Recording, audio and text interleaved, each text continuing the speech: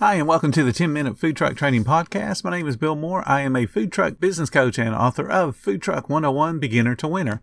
This podcast is all about helping you start and grow your food truck business. Today, let's talk about food cost. I teach 4 times cost, or 25%, whichever way you want to say it, as far as achieving your food cost goal. I talk about this on videos and on many of the podcasts, and I talk about it on many of the coaching calls that I do with folks. But what people miss when I say 4 times cost, or 25%, is the next statement that I always say, and that is 25% is the starting point. Some food products, they're going to have to be a higher food cost, and a whole bunch more are going to have to be lower. The goal is to average 25 to 28% in your food business. And this is consistent with most food products, but there are exceptions. This average that I'm talking about, the 25 to 28%, is determined by taking the opening inventory dollars, and then you add up everything you bought for the week, and then you walk around with a clipboard and you count how much stuff you have left over, get a dollar amount for that, and subtract it from the 2 numbers I just mentioned. That gives you how much food you used dollar-wise. You take that dollar amount and divide it by your sales. That gives you an actual food cost. That tells you exactly what your food truck is running. It doesn't matter how you priced out your menu before you open for business, because all that's just theory. What matters is what you actually perform as far as hitting your recipe amounts and your portion amounts and then getting the sales in that you talked about. Chasing down a food cost issue is a whole nother podcast. Today we're going to focus on the theory. So let's take a real simple product. Say it costs us $1 to make it. If we multiply that by 4, that means we're going to charge $4. That's the math. Now, we as owners have to look at the product to determine if there's value there. And value comes in terms of generosity, desirability, and taste. Since people eat with their eyes first, they have to see the product as being generous and being something that looks like they want to eat it. People are being conditioned to expect to pay more for unusual or seasonal or even rare items. So the higher the desirability of a product is, the more we can charge. So if you're selling something like bison hamburgers, people expect to pay more for that because of what it is. And then, of course, finally, the taste has to justify the price as well, or they just won't be happy, they'll complain, and they probably are not going to come back. So then, after we've got that $1 product, we've multiplied it by 4 and says we're going to charge $4 for it, we have to look at the competition and the economy where we're going to be selling that product. By all means, we can be higher than the competition, but we have to justify that with the product and then our service. If we're selling in an area where there's not a whole lot of discretionary money in people's wallets, then we're going to have a difficult time selling with higher prices. So we got to balance what the competition's doing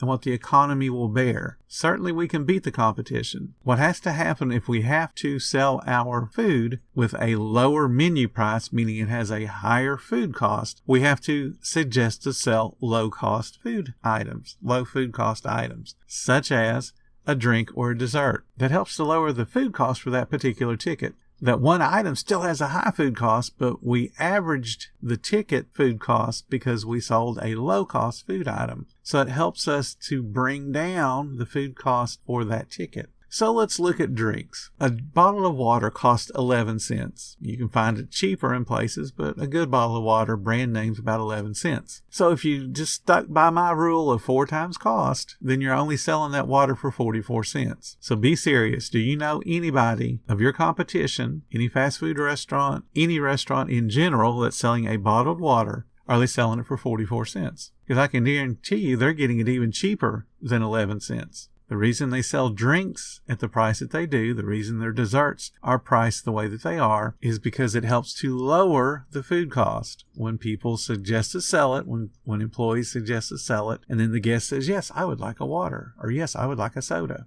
So let's take that $1 item that I mentioned a few minutes ago, and let's say we can only sell it for $2.75. That gives us a 36% food cost. And let's just say there's no way in the world that our economy, where we are, will pay more than that. So every single time that product is purchased, we have to train our cashiers, train ourselves to say, hey, would you like a water with that? Or hey, would you like a drink with that? If they buy a drink, then we just lowered that food cost down to 29.6%. Remember, it was at 36. Now we lowered it to 29. And that's way better than that 36%. And that reduction in the food cost percentage goes directly into profit. And of course, it goes straight into profit if your menu prices cover all the bills in the first place.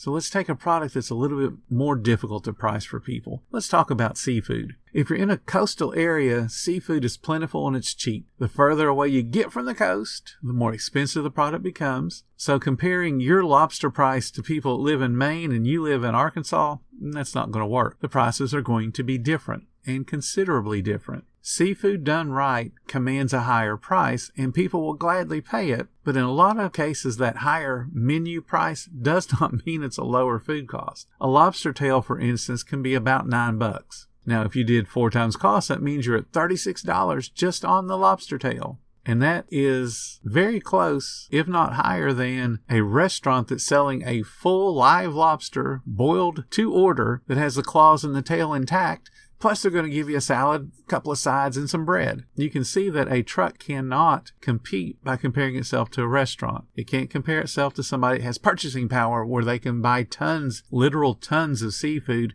and get a discount for it. So what you have to do is work on your pricing. If you have a premium product like lobster, you still have to price for profit. Otherwise, you're just walking a very slow walk to bankruptcy. Your food costs can be higher, and to an extent, because your sales per guest will also be higher, that helps to drive down the impact of fixed cost. Now see, I normally don't talk about fixed cost when I'm talking about pricing a menu. But in the case where you're getting into expensive cuts of meat, you need to consider all the expenses, not just the one. And this is an advanced concept when we start to bring in fixed cost. There's not a whole lot of people that teach it, and really restaurants don't talk about it outside of the boardrooms because it's a complicated process. It's not just adding up the lobster tail and going, 4 times cost or 5 times cost or whatever it takes, or 2 times cost. It's a little bit more complicated because now you got to consider the impact of your fixed cost.